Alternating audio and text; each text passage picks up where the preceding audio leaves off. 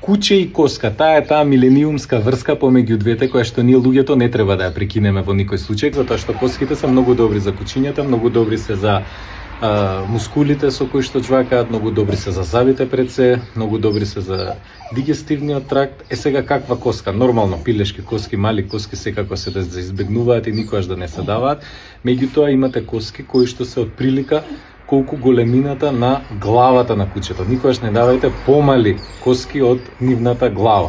Значи, кога ќе земете коска која што е голема, колку што е главата на кучето, тоа е добра коска. Добра коска треба да има мерце, треба да има жили, треба да има коскена срж секако, рскавица, тоа е многу важно, за да тие мастикални мускули да работат, да се движат, да се развиваат. Важно е секогаш да ги наблюдувате кучињата додека ја глодаат коската, затоа што не е ова оброк, не е ова јадење. Веќе се најадени, кучињата јадеа сабајле, меѓутоа се сепак возбудени бидејќи обожаваат коска. Секогаш треба да имаат култура на однесување, секогаш да знаат за седи, за стоп, за врати се, за дај и така натаму. Тренирајте секогаш, работете на едукацијата, многу е важна за здравјето на кучето.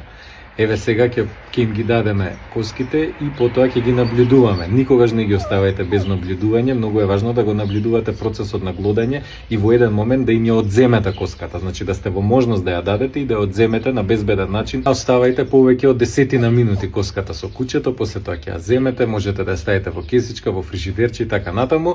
Една коска 2-3 дена максимум, после тоа ја фрлате секако. Иако има на нејзе уште и мевци и жили, многу е важно жива коска, не даваме коска варена или било како обработена на било кој термички начин, бидејќи ќе омекне коската и целта не е да ја јадат и да се најадат. Почастување, кое што не се случува толку често, го правиме еднаш во 3-4 месеци, бидејќи треба да создадете култура во однесувањето на кучето кон вас, кон храната и кон хиерархијата. Тоа значи дека прво ќе овикнеме постарото куче, кое што исто така женка и се вика Чика, Чика, дојди, место, не, Чика.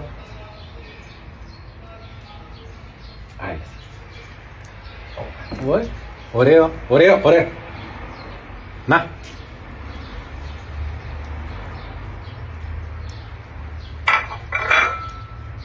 Ајде.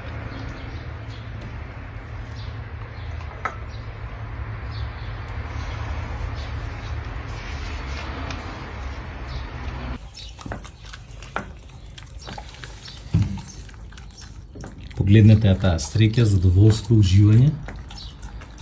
Ова е супер и за нивното здравје и тоа тие го знаат.